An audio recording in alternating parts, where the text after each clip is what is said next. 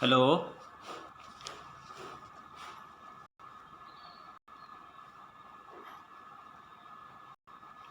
Hello.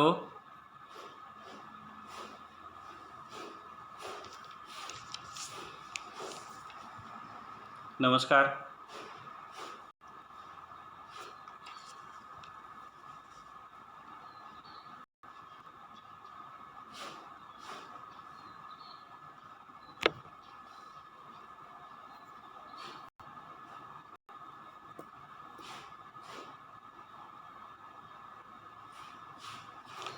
Marathwada साहित्य परिषद शाखा लातूर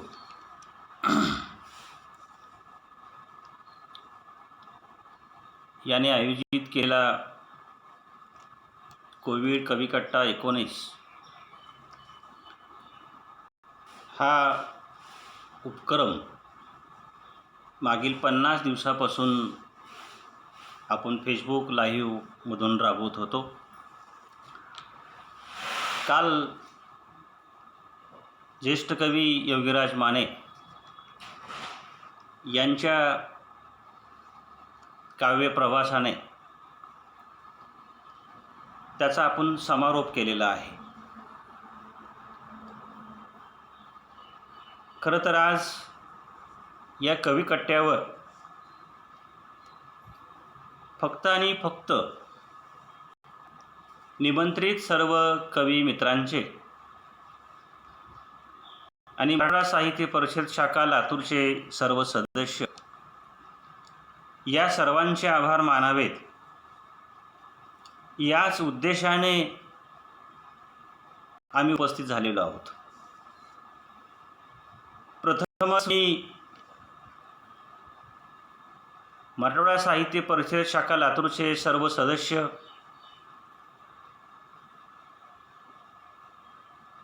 सुनीताताई अरळीकर, श्री प्रकाशराव घातगेने sir, Vivekji Sautadekar, Shailaja Karande madam, Narsing Ingale sir, Nayan Rajmane, doctor Sangita More,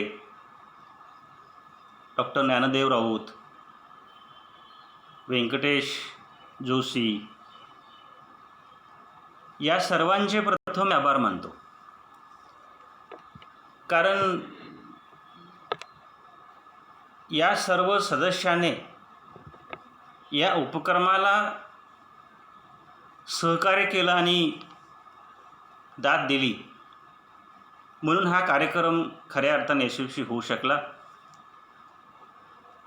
दुसरे आभार मी सर्व निमंत्रित कवी मित्रांचे मानतो. कारण हा उपक्रम या कोविडच्या काळामध्ये आपण सुरू केलेला होता. या उपक्रमाला सर्वांनी भरभरून प्रतिसाद देणं सुद्धा फार महत्त्वाचं होतं. कारण एखादा उपक्रम हा सुरू होतो आणि त्या उपक्रमाला जर साथ नसेल तर तो उपक्रम खऱ्या अर्थाने यशस्वी होत नाही. त्या उपक्रमाची यशस्वीता ही श्रोत्यावर्गांवर, ज्येष्ठ कवी मित्रांवर ही अवलंबून असते. म्हणून आम्ही आणि आमचे सर्व सदस्य या सर्व मित्रांनी या उपक्रमासाठी अनेकांना निमंत्रित केलं. सर्व निमंत्रित कवी आमच्या विनंतीला मान देऊन ते निमंत्रित झाले. त्यांनी आपल्या काव्याचा प्रवास आपल्यासमोर कथन केला आणि या सर्व काव्य प्रवासाचे आपण सगळेजण साक्षीदार आहोत. आणि यामुळं या सर्वांचे आभार मी या ठिकाणी मानतो. तिसऱ्यांदा आभार मी या ठिकाणी मानतो आहे ते शाखेचे सचिव डॉक्टर दुष्यंत कठारे सरांचे. कारण कठारे सरांनी हा उपक्रम सुरू करण्याचं पहिल्यांदा लक्षात घेतलं आणि त्यांनी तो उपक्रम सुरू करावा अशा प्रकारे चर्चा झाली आणि मलाही असं वाटलं की सुरू करूयात. म्हणजे हा उपक्रम सगळ्यांच्याच उपयोगाचा आहे, सगळ्यांना कवितेचा प्रवास कथन करण्यासारखाच आहे आणि त्याच्यामुळं आपण तर सुरू करूयात. म्हणजे या उपक्रमामध्ये कोणी आपल्याला अडचण आणणार नाही किंवा हा सुरू केला म्हणून आपल्याला कोणी विचारणार नाही. त्यामुळे 1-2 सदस्यांच्या कानावर हा उपक्रम आम्ही घातला आणि या उपक्रमाला खऱ्या अर्थाने सुरुवात झाली. म्हणून याही निमित्तानं मी सर्व शाखेच्या सदस्यांचे निमित्तानं आभार मानू इच्छितो. दुसरा भाग की हा उपक्रम जो आपण 50 दिवस राबवण्यात आला, त्या पाठीमागची जी भूमिका आहे ती भूमिका ही 1-2दा मी कथन केलेली, थोडीशी पुन्हा एकदा कथन या ठिकाणी करतो. की आपण पाहिलं असेल की या कविकठ्ठ्याच्या निमित्ताने की आपल्याला फक्त कविता सादर करायच्या नाही आहेत, नाही होत्या, तर आपल्याला फक्त त्या कविता सादर करण्यापूर्वी आपला कवितेचा प्रवास श्रोत्यांना, आम्हा सगळ्यांना सांगायचा होता. पाठीमागे एवढाच उद्देश होता की अनेक वेळेस कवी संमेलनामध्ये आपण पाहतो की आपल्याला कविता सादर करता येतं, श्रोत्यांची दादही मिळते आणि आपण कविता सादर केल्याच्या आनंदामध्ये आपण असतो सुद्धा. आणि पुन्हा आणखीन आपल्याला कविता लेखन करण्याची उर्मी त्या श्रोत्यांच्या प्रतिसादामधनं, रसिकांच्या दाद देण्यामधनं आपल्याला मिळते आणि आपण पुन्हा एकदा कवितेशी आपण जोडून घेत जातो. परंतु ह्या कविकट्ट्याचा उद्देश अशा प्रकारचा होता की नुसती आपल्याला कविता सादर करायची नाही, तर त्या निमित्ताने आपल्याला तुमच्या कवितेचा प्रवास सांगायचा होता. त्या पाठीमागे हे तो अशा पद्धतीचा होता की कवी म्हणून आपण बरेच दिवसाचा प्रवास पुढे केलेला आहे. 2-4 कविता संग्रह आपले आलेले आहेत. म्हणजे आपली चोहीकडे ओळख आता झालेली, अनेक संमेलनामध्ये आपण गेलेलो आहोत. परंतु जेव्हा आपण कविता मी का लिहितो या एका प्रश्नाकडे जेव्हा आपण वळायला लागतो, तेव्हा मात्र आपल्याला असं लक्षात येतं की वा खरंच कशामुळे आपण कविता लिहिली असेल, कविता लेखनाचा आपल्याला काय उद्देश होता, किंवा कोणत्या प्रसंगाने आपण कविता लेखनाकडे वळलो, किंवा कविता लेखनाचा छंद आपला कुणामुळे, कशामुळे आणि कुठे आणि कधी जुळला. म्हणजे हा प्रवास खऱ्या अर्थाने जेव्हा नामांकित कवीसुद्धा मागे वळून पाहतात, तेव्हा तो प्रवास फार महत्त्वाचा असतो. आणि मला ही जाणीव या ठिकाणी फार महत्त्वाची वाटली. आणि म्हणून आपल्या सर्व मित्रांनी सुद्धा म्हणजे एकदा कवितेच्या प्रवासाकडे डोकावून पाहावं आणि जी सुरुवातीच्या काळामध्ये जी कविता आपण लिहिलेली होती किंवा कविता सादर केलेली होती, किंवा एखाद्या मित्राच्या निमित्ताने आपण कवितेकडे वळला होता, किंवा साहित्याचा अभ्यास करता करता आपल्याला आधी ओढ कविता या वाङ्मय प्रकाराकडे आलेला होता. म्हणजे आपोआपच की आपणाला त्या सगळ्या कवितेच्या प्रवासाबद्दल जाणून घेता यावं किंवा तुम्ही जाणून घ्यावं, ही भूमिका महत्त्वाची होती. म्हणून आपण कवितेच्या प्रवासाकडे वळलेलो होतो असं आपणाला या ठिकाणी म्हणावं लागेल.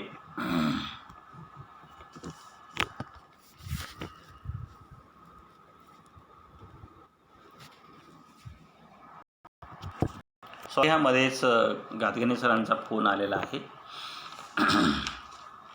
म्हणून आपल्या लक्षात आलं की या कविकट्ट्यावर जे 50 कवी येऊन गेले, या सगळ्या कवींचा प्रवास आपण जर पाहिला असेल तर आपल्याला असं लक्षात येतं की महाविद्यालयीन जीवनामध्ये किंवा शाळेमध्ये किंवा कवितेकडे आपण वळलेलं आपल्याला लक्षात येतं. म्हणजे आपल्याला सांगायचे काय की कविता वाङ्मय प्रकाराची आपली जडणघडण कशा पद्धतीने झालेली आहे हे फार महत्त्वाचं आहे. म्हणजे एखाद्या वेळेस आपल्याला शाळेमध्ये गुरुजी भेटलेले असतील, गुरुजींच्या अध्यापनाचा प्रभाव आपल्यावर पडलेला असतो आणि त्यांच्या अध्ययनाने अध्यापनामधून की आपल्याला असं वाटतं की आपण यासारखी कविता आपण लिहिली पाहिजे, किंवा एखादा कवी आपल्याला आवडून जाताना आपल्याला असं वाटतं की आपण या कविता लिहिली पाहिजे. आणि याच्याचबरोबर आपण आपल्या जीवनाबद्दल, आपल्या जीवनातल्या एकूण सगळ्या जगण्याबद्दल आपण आत्मनिष्ठ होत जातो, आपण चिंतन करायला लागतो, आपण विचार करायला लागतो आणि आपल्याकडनं हळूच अशा एखादी प्रकारची कविता त्या ठिकाणी जन्माला येते. म्हणून आपल्याला हा प्रवास मला असं वाटतं की प्रत्येकाने तो शब्दबद्ध करावा. म्हणजे आज नाही तरी उद्या, म्हणजे त्या सगळ्या प्रवासाची आपल्याला गरज आहे. म्हणजे अनेक वेळेस जेव्हा आपण नामांकित कवी व्हाल आणि अनेक संमेलनामधून आपण कविता सादर कराल तेव्हा आपल्याला विचारलं जातं की नेमकेपणाने आपल्याला सांगता येईल का की तुम्ही या कविता लेखनाकडे कसे वळलात. म्हणजे तेव्हा मात्र आपल्याला वाटतं अरे आपण हा तर कधी विचारच केलेला नाही. म्हणजे आपण कसे कसे या या सगळ्या प्रकाराकडे कशा या गोष्टीकडे आपण वळलो असं आपल्याला लक्षात येतं. आणि ती गोष्ट आपल्याला या ठिकाणी आमच्यासाठी फार महत्त्वाची वाटली आणि त्या निमित्तानं की सगळ्या कवी मित्रांना आम्ही या ठिकाणी त्यांच्या म्हणजे पाठीमागच्या कविता प्रवासाकडे आम्ही त्यांना पाहण्यासाठी थोडंसं आम्ही त्यांना विनंती केली. आणि आपल्याला ज्ञात झालं असेल की जे जे कवी आपल्या कवित्यावर येऊन गेले त्या सगळ्या कवींनी मात्र आपला प्रवास आपल्यासमोर त्या ठिकाणी सांगितला गेलेला आहे. आणि दुसरी गोष्ट अशी, हा प्रवास आम्ही सांगण्यात दुसरं एक कारण आपल्याला लक्षात येतं तो यासाठी आहे की जेव्हा केशव देशमुख आपला कवितेचा प्रवास सांगत आहेत किंवा पृथ्वीराज तौर आपल्या कवितेचा प्रवास सांगत आहेत तेव्हा आपल्याला असं वाटतं की मी कविता लेखन करण्याचा प्रवास आणि एक नामांकित कवी म्हणून त्यांच्या कवितेचा प्रवास हा कुठेतरी एका पातळीवर येत असतो. आपल्याला असं वाटतं की आपलं जे कवितेचा प्रवास आहे, आपलं जे कवितेचं चिंतन चाललेलं आहे, म्हणजे ते चिंतन आणि तो प्रवास जणू सारखाच आहे. त्यामुळे काय होतं, म्हणजे याच्यामुळे आपल्याला कविता लेखनाचा एक आत्मविश्वास वाढत जातो. आणि म्हणून आपल्याला असं वाटतं की माझी कविता म्हणजे या कवीसारखी का होणार नाही, तर ती होऊ शकते. तो एक आत्मभान सुद्धा आपल्याला त्या ठिकाणी आलं पाहिजे. म्हणून सुद्धा तो प्रवास आम्ही या ठिकाणी कथन करायला सांगितला गेलेला होता. आणि मला असं वाटतं की तो प्रवास आपला या ठिकाणी तो यशस्वी झालेला आहे. दुसरी गोष्ट अशी आहे की कोणीही सहज कवी होत नाही. हे कवी होण्यासाठी त्या व्यक्तीकडे मात्र काही संवेदनशीलता असावी लागते. म्हणजे एक संवेदनशील मन त्या व्यक्तीकडे असावं लागतं. आणि त्यामुळं कविता ही नेमक्या शब्दातून व्यक्त होणारी गोष्ट असते. म्हणजे कवितेमध्ये आगळपगळपणा हा चालत नसतो. त्यामुळं आपण अवतीभोवती जे आपलं जीवन पाहतो, अवतीभोवतीचा आपला समाज पाहतो, आपलं जगणं आपल्याला कधीतरी अंतर्मुख करायला लावतं किंवा आपल्या जीवनामध्ये अशी एखादी घटना येऊन जाते की आपल्याला आपलं जगणं आता क्षणभंगूर वाटायला लागतं. म्हणजे आता आपल्या जगण्यातला राम हरवला की आपलं असं वाटायला लागतं. आणि आपल्याला असं वाटतं की आपल्या जीवनामध्ये इतके प्रश्न आहेत आणि एवढ्या सगळ्या प्रश्नाला सारून आपल्याला पुढं यशस्वी व्हायचं, आपल्याला प्रवास करायचा आहे. म्हणजे आपल्याला हे जीवन आपल्याला पेलेल का नाही, किंवा आपण जीवनामध्ये खऱ्या अर्थाने यशस्वी होऊ शकू का नाही, म्हणजे काय होऊ शकेल आपलं ह्या सगळ्या जीवनामध्ये, असं आपल्याला वाटत असतं. तेव्हा आपण एका संवेदनशील मनाने आपण त्या कवितेकडे होत असतो.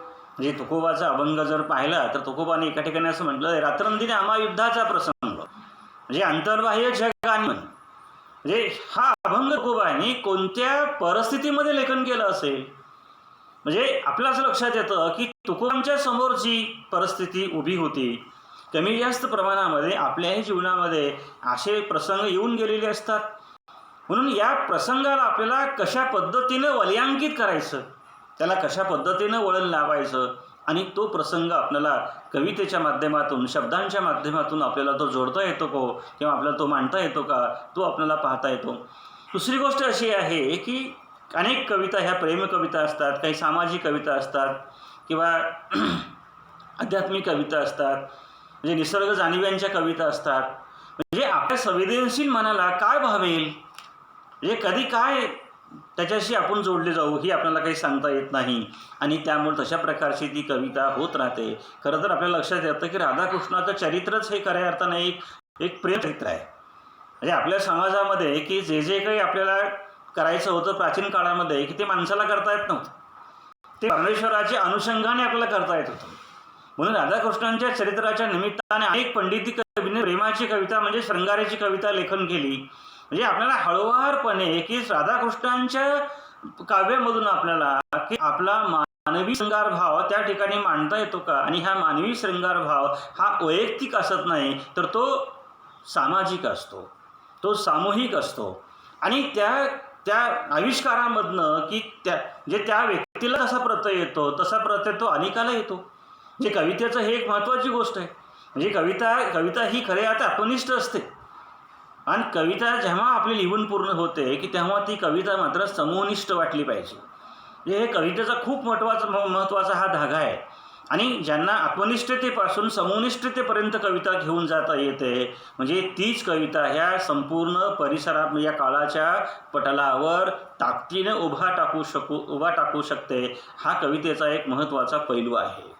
म्हणून आपली कविता ही कशी असावी म्हणजे अंतर्मुखतेकडून ते समूहनिष्ठेकडे जर आपली जात असेल तर ती कविता जाणं हे फार महत्त्वाचं आहे. अशी कविता आपण घेऊन जाऊ शकतो ही जाणीव प्रत्येकाला करून देण्याच्या पाठीमागेच आम्ही प्रत्येकाला असं म्हणलं होतं की तुम्ही काव्य लेखनाचा प्रवास तुम्ही सांगावा. दुसरा एक न्यूनगट आपल्याकडे असा असतो की आपल्याला असं वाटत असतं काही लोकांना की आपल्याकडं जे काही 50 कवी येऊन गेले हे सगळेच कवी अतिशय श्रेष्ठ आहेत, हे सगळे ज्येष्ठ कवी आहेत, अतिशय सुंदर अशा प्रकारच्या कविता त्यांनी सांगितल्या आहेत, त्यांनी आपल्याला सादरीकरण केलेलं आहे. म्हणजे अनेक चांगल्या कवितांचं वाचन त्यांचं झालेलं असं आपल्या लक्षात आलेलं आहे. म्हणजे आपल्याला असं लक्षात येतं की कविता या वाङ्मय प्रकाराकडे त्यांची एक आंतरिक ओढ आहे. आणि जेव्हा एखाद्या वाङ्मय प्रकाराकडे आपली आंतरिक ओढ असते की तेव्हा आपोआपच तो व्यक्ती त्या कविता प्रकाराशी म्हणजे तो देहभान विसरून त्याच्या चिंतनाशी तो एकरूप होताना आपल्याला इथे दिसून येतो आहे. म्हणून आत्मभान जे अंतर्मुखतेतून आत्मभान हे जोपर्यंत आपल्याकडे येत नाही तोपर्यंत कविता चांगली निर्माण होऊ शकत नाही. म्हणजे आपणच आपल्या कविता त्याचं परीक्षण केलं पाहिजे. एकदा उत्तम कांबळे संजय गाडगे सरांच्या कवितेच्या प्रकाशनाला आलेले होते आणि त्यांनी आपल्या कवितेचा प्रवास थोडासा सांगितला होता. तेव्हा ते कविता लिहित होते. ते असं म्हणाले होते की एक कविता मी माझ्याच काळजावर 100दा लिहितो आणि पुसतो. हे काय आहे? म्हणजे एक कविता स्वतःच कवी आपापल्या मनात तो गुणगुणतोय, त्याची शब्दरचना तो जुळवाजुळव करतोय आणि ही कविता योग्य वाटत नाही का पुन्हा ती कविता नव्या प्रतिमांनी नव्या जाणीवांनी म्हणजे तो भाव मांडण्याचा प्रयत्न करतोय. आणि जेव्हा कवीला असं वाटते की आता हा भाव पूर्ण झाला तेव्हा ती कविता शब्दाच्या माध्यमातून आकार घेत असते. मला असं वाटतं की कविता लेखनाच्या बाबतीमध्ये हे सगळ्यांनाच असं होत असेल. म्हणजे अशी वेळ येते की आता ही कविता माझी परिपूर्ण आहे, म्हणजे ही कविता आता माझी म्हणजे एक संघ अशा प्रकारची शब्दरचना आहे. तेव्हा आपल्याला वाटते की आपल्याला एक समाधान वाटत असतं. म्हणजे कविता निर्मितीचा एक आनंद आपल्याला त्या ठिकाणी वाटत असतो. अशा प्रकारची भावना त्या ठिकाणी कवितेच्या माध्यमातून होत असते. आणि केवळ म्हणजे हाच उद्देश आपला कवी कट्टा निर्माण करण्याच्या पाठीमागचा होता. दुसरा कोणताही उद्देश आपला या पाठीमागे नव्हता. हेच आपल्याला या ठिकाणी सांगायचं आहे. आणि नम्र अशा प्रकारची विनंती आहे की कविता हा वाङ्मय प्रकार खऱ्या अर्थाने तो साधा वाङ्मय प्रकार नाही, एवढा सहज अशा प्रकारचा वाङ्मय प्रकार नाही. खऱ्या अर्थाने की हा वाङ्मय प्रकारातून की आपला एक व्यक्ती परिचय करून देणारा वाङ्मय प्रकार आहे. म्हणजे तुम्ही काय लिहिता, तुम्ही कसं लिहिता आणि तुम्ही लेखन केलेलं हे संपूर्ण समाजाला म्हणजे वाचकाला किती प्रभाव टाकून जातं म्हणजे याच्यावर त्या कवितेची खऱ्या अर्थाने मूल्य किंवा जाणीव अवलंबून असते. म्हणजे ही कविता खरी महत्त्वाची म्हणजे अशा पद्धतीनं की आपणाला सुद्धा या जाणीवेपर्यंत खऱ्या अर्थाने पोहोचायचं आहे. आणि या जाणीवेला अनेक कवी खऱ्या अर्थाने आपल्या कवी कट्ट्यावरले सार्थ आहेत असं आपण जर म्हटलं तर ते अगोबाग होऊ शकत नाही. दुसरी गोष्ट या ठिकाणी आपल्याला सांगायची आहे की नेहमी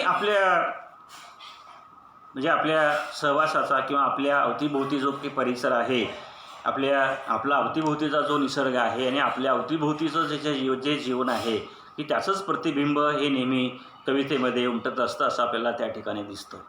आणि हे प्रतिबिंब जेव्हा आपण पाहत असतो की जसं नरसिंह इंगळे सरांची कवितेमध्ये की घिसाळ्यावरली त्यांनी ती कविता लेखन केलेली होती, किंवा जसं आपण काल युवराज माने सरांची कविता आपण पाहिली की ही कविता त्यांनी आजोबा आणि नातवावरली कविता लेखन केलेली होती. की आता या कवितेमधला जो भाव आहे हा भाव या दोन कवीचाच असू शकतो का? नाही. तर तो भाव सगळ्यांनाच प्रत्यय आलेला असतो, फक्त आपल्याला तो मांडता आलेला नाही, त्यांनी तो मांडून दाखवलेला आहे. त्याच्यामुळे आपण जेव्हा ही कविता किंवा ही शब्द ओळ आपण ऐकतो तेव्हा आपल्याला वा म्हणजे काय सुंदर अशा प्रकारची कविता केली आणि अशा प्रकारे आपण त्याला दाद देऊन जातो. म्हणजे असं सगळ्यांबाबत आपल्याला म्हणता येतं. म्हणजे त्यामुळं की कविता आपण लेखनाच्या बरोबर कविता आपल्या अंतरंगामध्ये, कविता आपल्या विचाराने आपण पचवली पाहिजे, ती आपल्या मनामध्ये पहिल्यांदा रिसवली पाहिजे आणि त्यानंतर ती कविता आपण पुन्हा लिहिली पाहिजे असं आपल्याला या ठिकाणी वाटतं. म्हणून त्याला असं म्हणतो की आपण आत्मभानाशिवाय कविता चांगली निर्माण होऊ शकत नाही असं मोसू पाटलांनी एके ठिकाणी म्हटलं गेलेलं आहे. म्हणजे आत्मभान म्हणजे किंवा ही कविता कशी आहे, योग्य आहे का, बरोबर आहे का, चांगली आहे का, काय म्हणतात हे, म्हणजे अशा पद्धतीनं ती कविता आपण त्या कवितेला भान दिलं पाहिजे. जसं की तुकोबांच्या कवितेलाही आत्मभान आहे, तसं आपल्याही कवितेला अशा प्रकारची भान येणं आवश्यक आहे.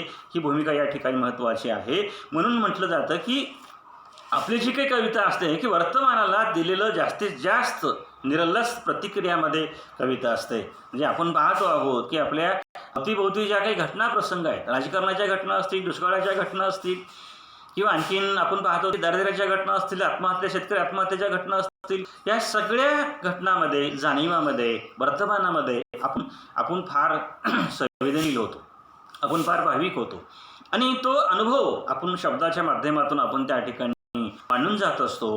हा अनुभव खऱ्या अर्थाने आपण पुढे नेला पाहिजे. म्हणून बहिणाबाईंच्या कवितेकडे आपण जर पाहिलं तर काय वाव आहे मला सांगा. जे अरे संसार संसार दसा तवा चुल्यावर, आधी हाताला चटकी पुन्हा मी येते भाकर. म्हणजे या कविता आणि अनुभव जीवनाचा यामध्ये कितीसं अंतर आहे. म्हणजे आपलं असं लक्षात येतं यामध्ये अंतरच नाही. म्हणजे जीवनाचं अंतर त्यांनी शब्दामधनं मिटवून टाकलेलं आहे. म्हणजे आपण असं म्हणतो की आपल्याला म्हणावं लागेल की जीवनच बहिणाबाईंनी आपल्या कवितेमध्ये त्यांनी मांडून ठेवलेलं आहे. म्हणजे अशा पद्धतीनं ही कविता ही आपली अधिक समोनिष्ठ त्या ठिकाणी होऊ शकते असं आपल्याला या ठिकाणी म्हणायचं आहे. म्हणून ही अशी व्हावी आणि आपली कविता ही लातूरच्या सीमा ओलांडावी आणि ती कविता महाराष्ट्र व्यापावी अशा प्रकारची एक सदिच्छा या कविकट्ट्याच्या पाठीमागे होता असं या ठिकाणी मला वाटतं. कारण की माझी अशी एक जाणीव राहिलेली आहे की लातूरमध्ये जे काही लिहितात, कविता लिहितात, कथा लिहितात, समीक्षा लिहितात, आत्मकथनं लिहितात, वैचारिक लेखन करतात, म्हणजे वर्तमानपत्रामध्ये सदर लेखन करतात, म्हणजे मला खूप ते बरं वाटतं.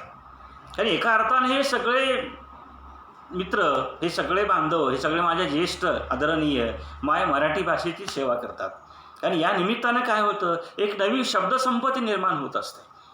या निमित्तानं एक नवा विचार त्या वाङ्मयामध्ये, त्या साहित्यामध्ये, त्या भाषेमध्ये तो येत असतो. आणि या निमित्तानं की असं लिहिता लिहिता कधी एखादा चांगला भाव येऊन जाईल हे आपल्याला सांगता येत नाही. म्हणून या सगळ्यांच्या प्रती मी कृतज्ञता या ठिकाणी व्यक्त करतो. आणि हा थोडासा प्रवास या ठिकाणी तुम्हाला तुमच्यासमोर मी सांगितला गेला.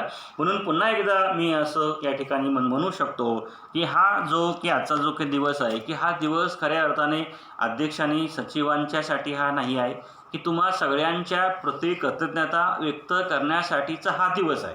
त्यामुळं तुम्ही या ठिकाणी कविकट्ट्यावर आलात, आपला प्रवास आम्हाला न्याय केलात, तुमच्या मैत्रिणी न्यास झाला, सगळ्या महाराष्ट्राला तो न्यास झाला. या निमित्तानं महाराष्ट्राचं लक्ष तुमच्या कवितेकडं, काव्य प्रवासाकडं लक्ष वेधलं गेलं. या निमित्त लोकांच्या तो प्रवास लक्षात राहिला. लोकांना आणि तुमच्या लेखनामधनं, तुमच्या कवितेमधनं, तुमच्या प्रवासामधनं नवी प्रेरणा त्या ठिकाणी मिळाली आणि तो मिळेल हा भाव त्या ठिकाणी आहे. म्हणून 50 दिवसामध्ये जे ज्येष्ठ कवी सगळे आलेले आहेत, सगळ्यांची नावं या ठिकाणी घेणं शक्य होणार नाही. कारण एक दोघांची नावं जर आपण घेतली तर बाकीच्यामध्ये आमचं नाव घेतलेलं नाही. तर असं न होता की या कविकट्ट्यावर 50 दिवसामध्ये जे सगळे कवी आले त्या सगळ्या कवी मित्रांचे या ठिकाणी मी आभार त्यांच्या ऋणामध्ये राहू इच्छितो. दुसरी गोष्ट या ठिकाणी मला यांचे आभार मानणं या ठिकाणी आवश्यक आहे. ते म्हणजे आपल्या लातूर शाखेचे आणि केंद्रीय सदस्य doctor Sheshraoji Mohite sir, doctor Bhaskar Pade sir, Maratha साहित्य परिषदेचे अध्यक्ष Kautikrao Thale Patil, doctor Dada Gore sir, Pundlikrao Atkare sir, कसराम Lomte sir, या सगळ्यांच्या कानावर या गोष्टी घातलेल्या आहेत. त्यांनी म्हटलेलं एक या सगळ्या मराठवाड्यामध्ये लातूरची शाखा करोनाच्या काळामध्ये खरे तर जिवंत ठेवली, म्हणजे असाही त्यांचा अभिप्राय आपल्याला मिळालेला आहे. म्हणून त्यांचे आभार या ठिकाणी मानतो. परत एकदा माझे सर्व मराठवाडा साहित्य परिषद शाखेचे सर्व सदस्य आणि ज्यांनी या कविकट्ट्याला मदत केली त्या सर्वांचे या ठिकाणी आभार मानतो.